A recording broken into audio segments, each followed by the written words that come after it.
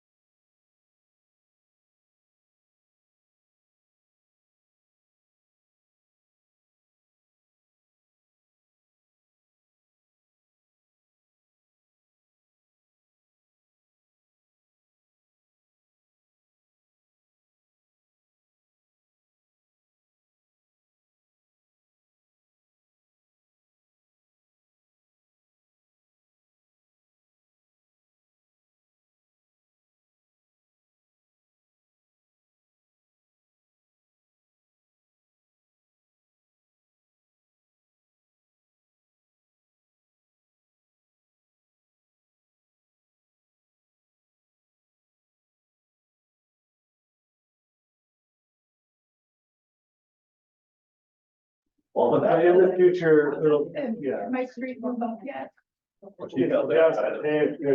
This is just a. A tree lasts about 20 years. We have movies every month, but we put it down for a period of time and then move them and the kids not, other people don't know when they're coming. And then And so. So they do have steam, so they actually have the steam pumps, but they do not, yeah, you have to constantly repave that street. Screw in, All of that's how they. That's how they stare. they just go like, I'm gonna be. Yeah, they have to They go stay, poof with the screws. but they do a lot of damage to the street.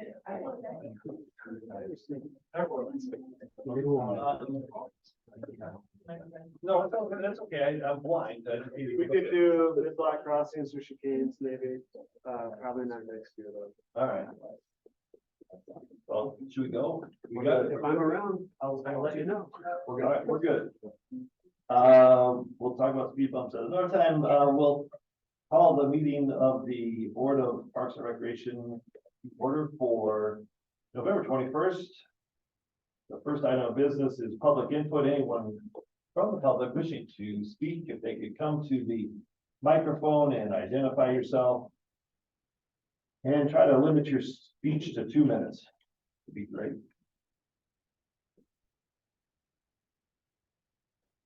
I don't think so. All right.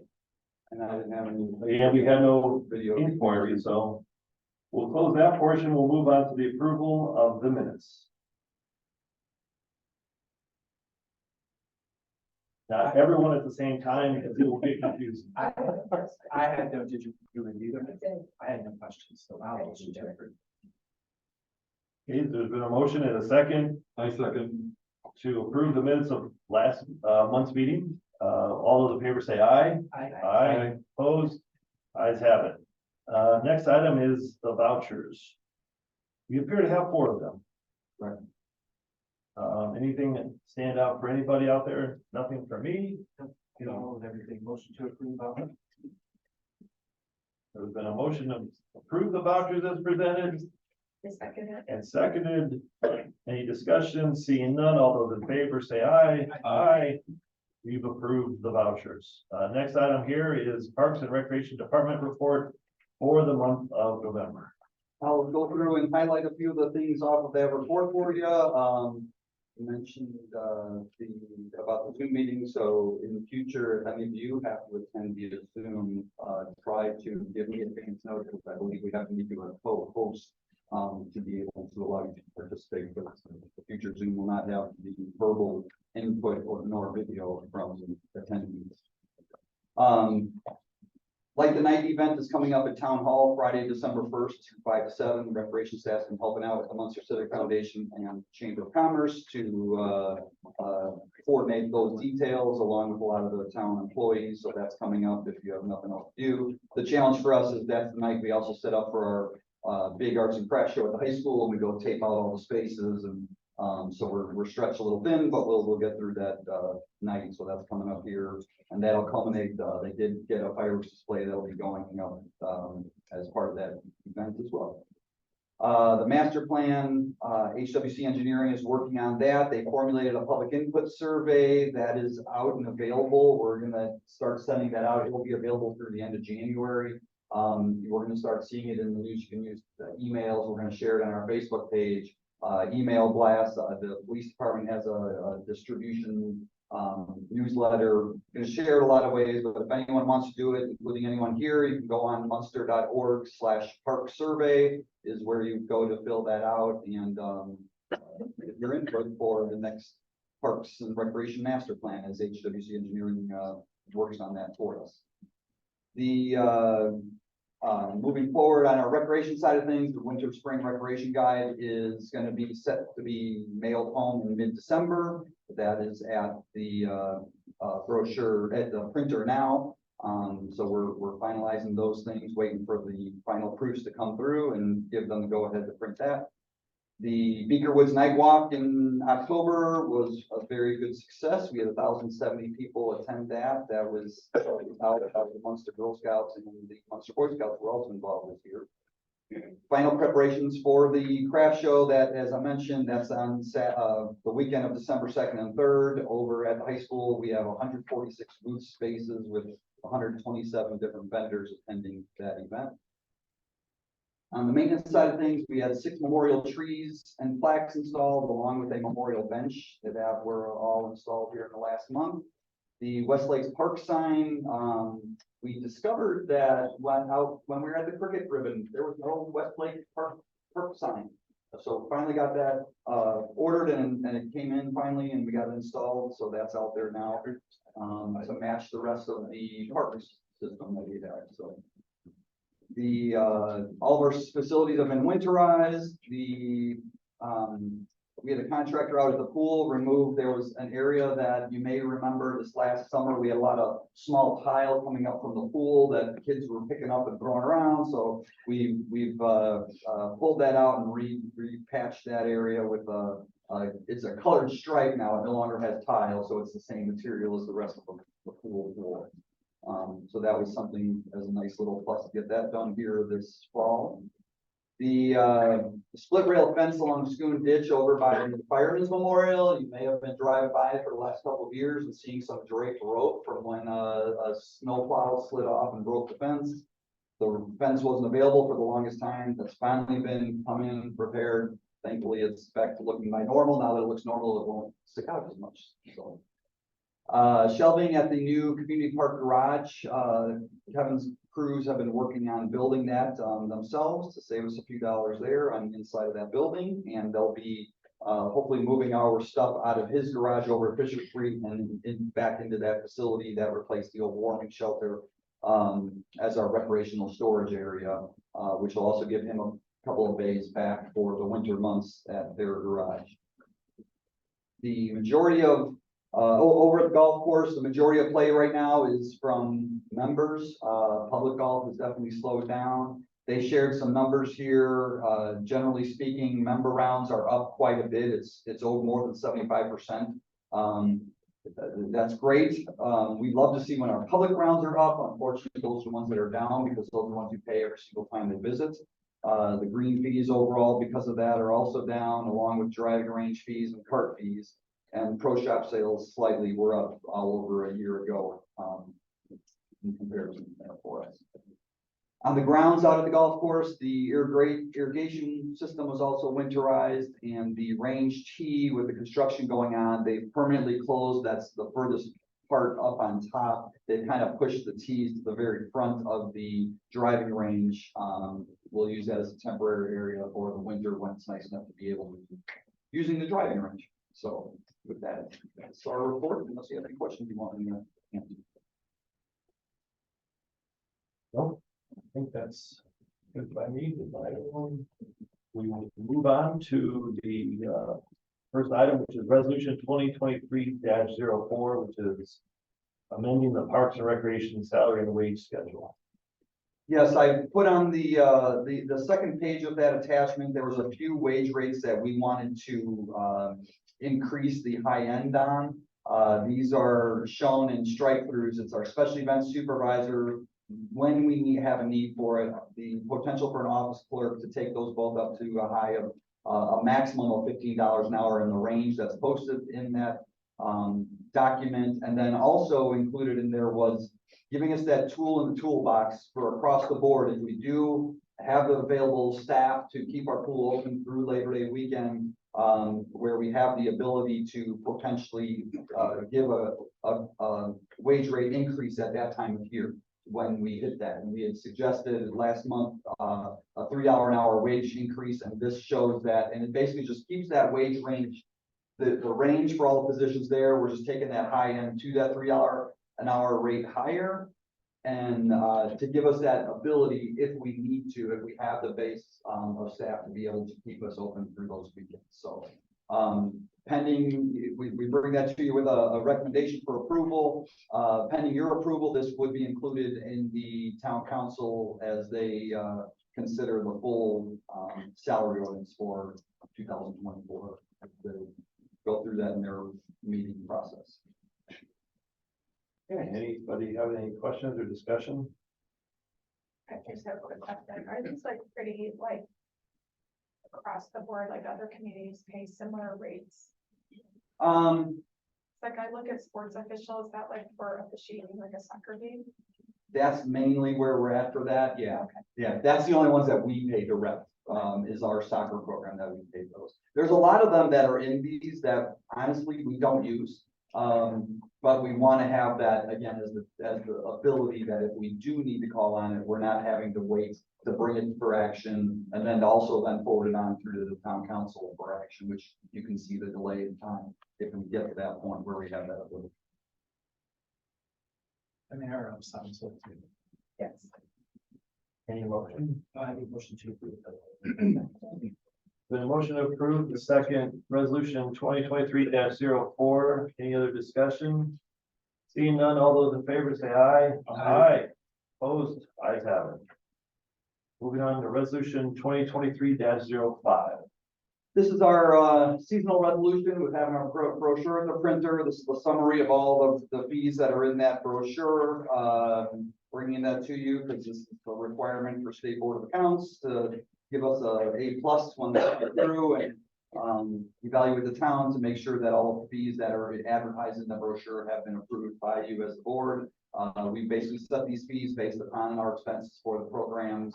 And the ones that are in there that are highlighted are newer programs for us. The other ones are pretty much standard repeat programs that we've had in the past. Since it's already at the printer, we really have no. Got it. Well, we have a chance to edit it still. We can get it if we had to. We're gonna have it. We're gonna have it through. So Yeah, can never. it's not finalized. You gotta stop joking. Any motion to approve this I have a resolution? motion to approve resolution 23-05. I second. It's been moved and seconded to approve 2023-05. Any other discussion? Seeing none, all those in favor say aye. Aye. Opposed? Ayes have it. You didn't get that all. Next item looks like the HVAC preventative maintenance agreement. Sounds like so exciting. Yes, always. This is the preventive maintenance on the HVAC systems over at the Public Works Park Maintenance Garage, Centennial Parks, Park Maintenance Garage, and the pool buildings. This is something that we had a 3-year contract with Mechanical Concepts. The previous cost was at $5,150 per year for the 3 buildings. We actually did reach out and get proposals, but we put it out as a bundled package to the vendors as we sought it. We did reduce the amount of services at the pool from 4 to twice a year. So basically kind of an opening and a closing. We feel like we're enough to get through with that at that point. And it saved us a few dollars here. So the Mechanical Concepts came in as the lowest quote for us at $3,950, and the staff is recommending that we approve the award of that preventive maintenance agreements to them for those particular facilities. And this will be a 3-year, it'll be an annual contract, and as long as they hold their price, we'll be able to continue with. Any questions? How many times was the service at the pool before the reduction? We used to do it 4 times a year. So we're just reducing by 2. Yes. Any other questions? No. Motion to approve. Second.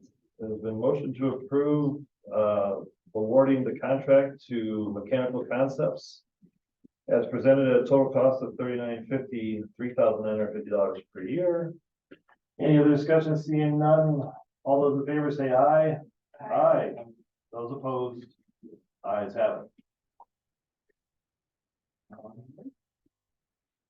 We will move on to change order for Yes, this is pro shop and cart store. This is change order number 2. Tom Kuhn from CSK Architects can probably give a little bit more details. I had mentioned this previously in a meeting, that we had to add a fire hydrant, and that's basically what this ad is for. So, if there was more specific questions on it, Tom can probably give more detail to it. But basically, it's extending the main, adding an extension off of the water main that runs right in front of the existing clubhouse, across the parking lot closer to the new golf building.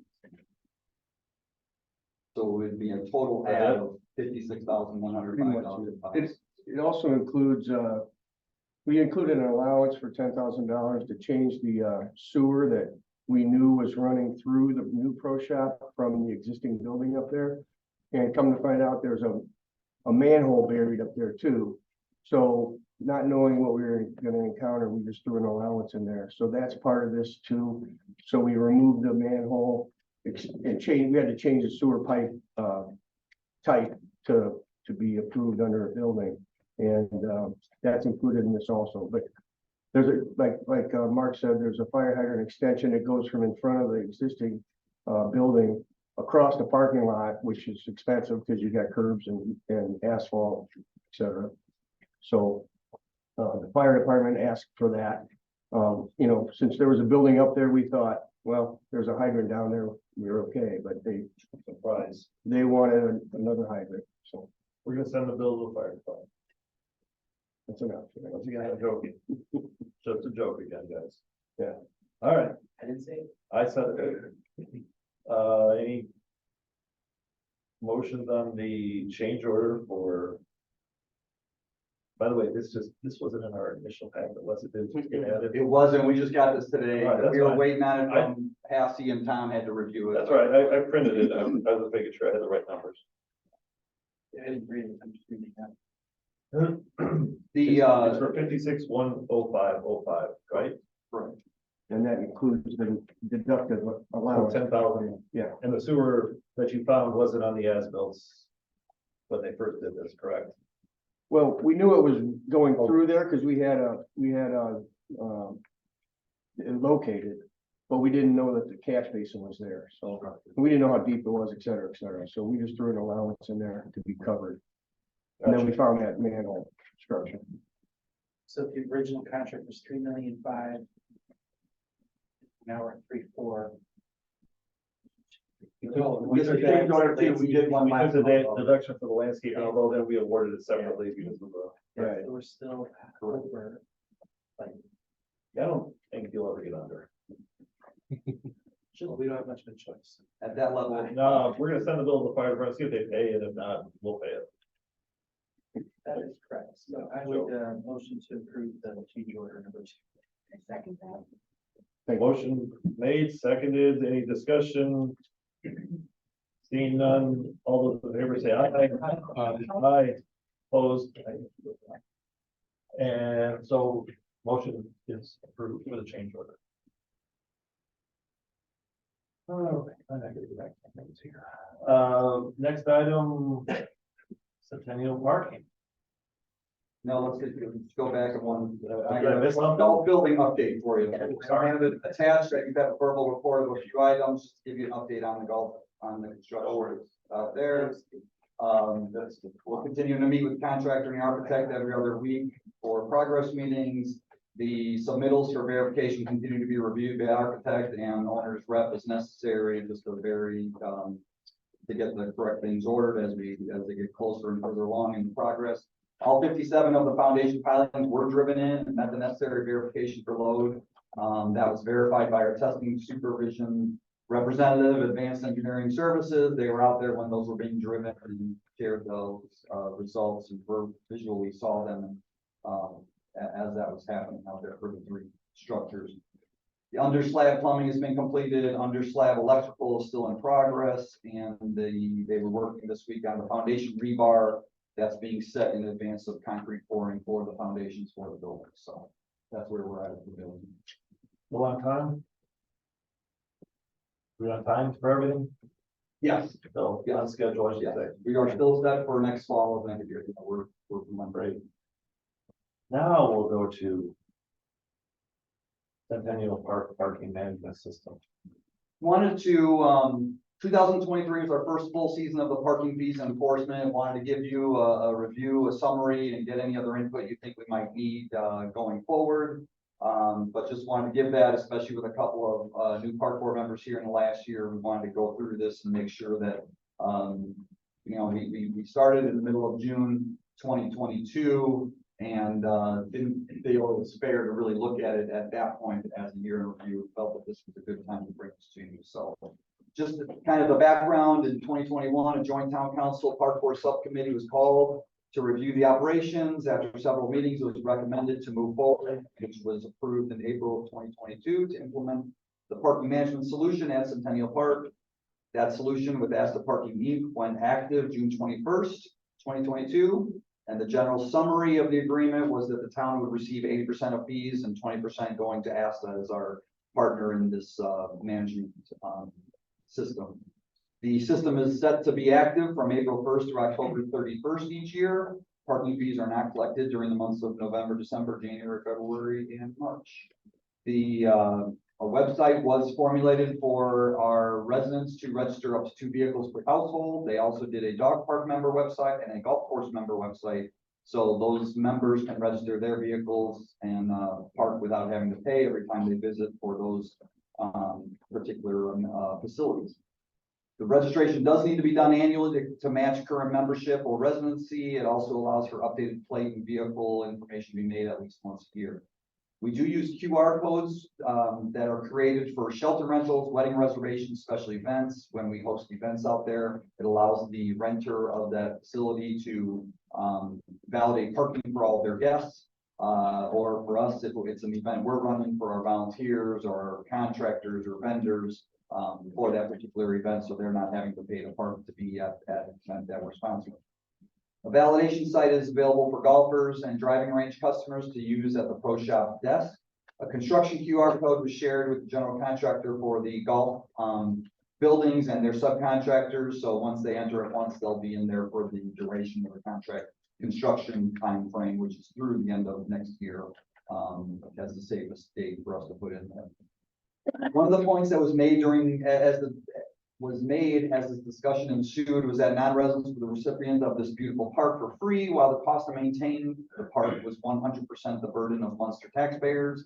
The large number of visitors also contributed to more work by the park maintenance staff to upkeep the park and facilities. The parking system reduced the overall number of park visitors, which helped make the park easier to maintain during due to having lower amount of trash to be picked up. Lower use of washrooms, and generally speaking, lower use of other facilities within the park. One day this past year was set aside with a 1-day parking fee only. That was 3 Floyd's Dark Board Day. We set the fee at $20 per day to park there. We brought in $5,160. That was the single highest day for parking fees this year. Not including fees from enforcement violations, the average parking fees per day was $420.25, with an average of about 120 parking transactions per day. No vehicles have been towed to date. Typically, the 3 notification system and then sending the notice to collections resolves all outstanding parking notices that have been issued. The system has created a new revenue stream, which was previously not available. The town's share of these funds are being deposited into a non-reverting fund available for future improvements and operations of activities at Centennial Park. The town's share of revenue through October 31st of this year from 2022 brought in just over $31,000, and this year brought in over $157,000. That includes the town's portions of fees from enforcement violation notices. One area of need that's been identified as a potential use for this revenue is to help our Centennial Park Golf Management. As you know, we approve, we support their operations annually, and that unfortunately has slightly risen here as the banquet halls have, the facility is closed and they're not able to bring in as much revenue any longer out there. So that is an area that we may be looking to tap in the coming new year. However, we did budget slightly higher there with that anticipation that they're going to have lower numbers because the banquet hall is closed and because the driving range is a little bit more difficult to get to now during the construction time that we're going through out there. Our next steps, town has requested ASTA install a second meter in the north parking lot. They've agreed that meter will be in place for the 2024 season. That will be on the stage side of the north parking lot. The town continues to work with ASTA to make improvements to reduce the number of calls to the Park and Rec office and the pro shop about the system. For coming this spring, multiple emails will be sent out in the new year to remind residents to register their license plates for 2024, as well as to the dog park and golf course members. Information will be shared at that time through the town's website, utility bill newsletter, social media sites, and pretty much anywhere else we can find a way to get the word out to say, hey, get your vehicles registered. And I think that'll help as moving into already into a second full year out there. The website will be active as of March 1st, 2024, when people can start registering for all of next year, and fees and enforcement will begin April 1st. On-site notifications are a routine excuse for not paying the park. When we receive many phone calls, we've been working with the Public Works Department to continue access to their electronic message boards. Our staff's going to get trained on them this winter so they can go and manually update them as time comes to be, or troubleshoot them if issues arise. They are solar powered, but if we run into cloudy periods of time, sometimes they kick off and have to be taken in to be recharged and so forth. Park closing time at dusk has been challenged. The parking meters need an exact ending time to print on a receipt for what time the parking ends each day. We used 9 p.m. this past year, and it generally works, but not as perfectly as preferred. The closing time of 9 p.m. doesn't match with the daily closing time of dusk, as that changes from April through October for the outdoor season. We may look at setting different parking rates based upon events in the park. That's something we can also grow into, like we did for the Dark Lord Day. However, there is also confusion when we advertise events, especially concerts that are free, but yet you still have to pay to park. So that's a challenge that many people take that as free admission and free parking. This is combated by making it either a non-enforcement day by numerous announcements in the event or including in some of our event advertising. The general requests we have heard are to keep the park open longer daily. This can be done by extending the hours of the park or by extending the hours of the park, but closing the parking lot at a certain exact time. The park would only be open for people walking, riding a bike, or the longer hours if that latter option was chosen. But we probably would want to require a more permanent gate to close the park at the entrances if that was the chosen direction. Many people have asked about being able to pay the regular rate upon notification that they didn't pay from the parking management company. This would create a situation where the parking management company spending a lot of time in printing postage and labor to collect a $2 or a $5 payment from users. This is not really seen as a plausible solution. The penalty rate was set high enough since it's a penalty and strong enough to encourage people to pay the regular parking rates. There have been requests from those who have received the parking notice that the penalty fees are too high. The initial parking notice is $45 and it escalates to $85 if not paid within 15 days. This is something we reviewed when it was originally discussed, and based upon input from the parking management company and based upon other violations that the town has is where we came up with the fees. They are meant to be a rate to encourage participation in the pay to park system rather than having to send them violations. Most Munster residents do support the decision to have the pay to park. This has been said to us on numerous occasions, as long as they can pay the park and not have to pay. This was something that was told to everybody within our office on several occasions. Several Indiana residents from outside of Munster suggested they'd like to also be able to sign up for the resident pass, but despite not paying taxes to the town of Munster. The town supports the operations 100% with no support from the county or state, so it's logical to keep the passes only available to town of Munster residents. Finally, the staff is looking into the feasibility of hiring an administrative assistant to help deal with and be the main person to deal with the parking issues that do come to our office and need additional attention. Such a position would be a temporary seasonal position and could be paid for from the revenues out of the revenues that the parking group generates. So that's something that we also are considering as well as the logistics of where physically we could house them, which is a challenge, especially in the summertime when we have our intern staff on board as well. So just wanted to kind of give you that summary of what it was and hear any other additional input that you may have heard or other comments and consideration that we may need to take into effect as we try to improve the system for use in the future.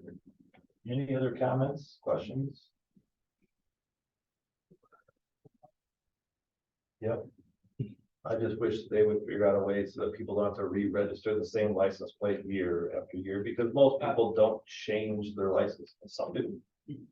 But that probably seems to be the biggest complaint you get, that people aren't transferred. I didn't know. Right. That it probably would solve some things. And along those lines, then, so are they going to, I don't think they notified, or they sent out notices to the previous year's register. They're gonna do that now, With right? email, Now they're now, gonna they do will be doing that, and we may even also be trying to do that as well ourselves, just to make sure that it gets out and multiple, and not just the one time either. I want it to go out multiple times, so that I'm gonna be working with them. That'll be happening probably after February 1st, maybe even waiting till March 1st so that way, when you get the email, you know you can either go on that website and go and register, because I think we probably won't have it active until March 1st. It's a lot right now. Final comment. Anybody else? Parking? All right, we'll move on to park hours. That's a uplifting comment. Moving on from parking. So this is something we wanted to bring to your attention as we've had some input in the office and comments made to us about this. But just as far as the background goes, about 4 years ago, we had a clarification made. I think that was right before I came to work here, to change the operational hours at Centennial Park to align with all the other parks in town, which is from 6 a.m. to open at 6 a.m. and close them at dusk every day. As of today, that is still the rule that's in place. Permitted functions are excluded. At that time, park signage was changed to reflect that closing time of dusk. Since that time, of course, we've added that parking management system out there as well. So the mixed-use development in Centennial Village with condos, hotel, dining, and shopping has been and continues to be constructed, partly due to its proximity to the park. We are the park next door, if you will. In fact, that if you look on their website, their tagline is "Live, Shop, Dine at the Park." So I mean, we really see this culmination of the two, the symbiotic relationship between the park and that big mixed-use development at the south end of town, looking for that to be that destination for people. I think most people would agree that development is recognized as an economic development tool for the town. A later park closing time is seen as a benefit to help encourage successful development adjacent to the park, especially with many dining and hotel options, which their busiest time is in the evening hours, which is often after dusk for many parts of the year. A later park closing time is also, the parking meter program would work better if we did have the same opening and closing time each day. The meter receipt for paying for all day would be an accurate reflection of what time the park closes. So that would also be, and that would end confusion where people generally just don't understand what dusk is or means. And that's a comment that we were referred also from the police department. who they would like to, and their suggestion, as we discussed this at the staff level, if we were to consider a different time, they would suggest 10 PM, not going all the way to 11 as that was once previously. There have been several calls about visiting the park in the dark, especially here in the fall and these early days where it does get dark early. People get home after work, it's already dark, still want to maybe go for their walk their dog, get their exercise regardless of it, but yet if they go do it, technically they're breaking the current ordinance.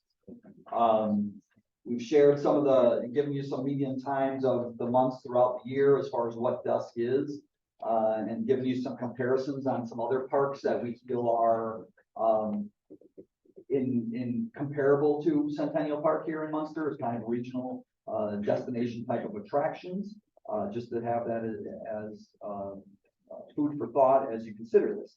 From a staff perspective, we've discussed it and we would recommend a consistent closing time of 6 AM to 10 PM be approved for the operational hours, if you so choose. And forward that on to the town council because they would need to amend their current ordinance to reflect that if you would so choose to agree that. And the council can change our recommendation. They can, of course. It's fine. Yeah, I'm okay with the hours. I was just gonna ask about the ordinance because you have to get the ordinance in it.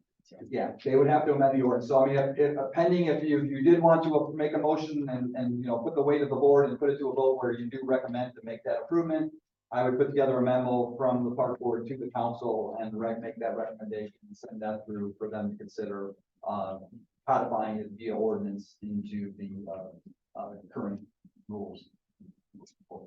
Okay. Thank you. Anybody want to make that motion or not make that? I think it's a good idea. So I would motion to approve. The motion is seconded to change or recommend the change to 10 PM closing. This is for Centennial. Just for Centennial. Any discussion? Speaking none. All those in favor say aye. Aye. Aye. Opposed? Ayes have it. We'll send the recommendation on to the council. I don't have anything else on my agenda, do you? That is it. We do not have anything, so there's been a motion to adjourn. And will there be a second? I second. There's a second. All those in favor say aye. Aye. Opposed? Motion, the meeting is adjourned. If anyone wants a full package for your class.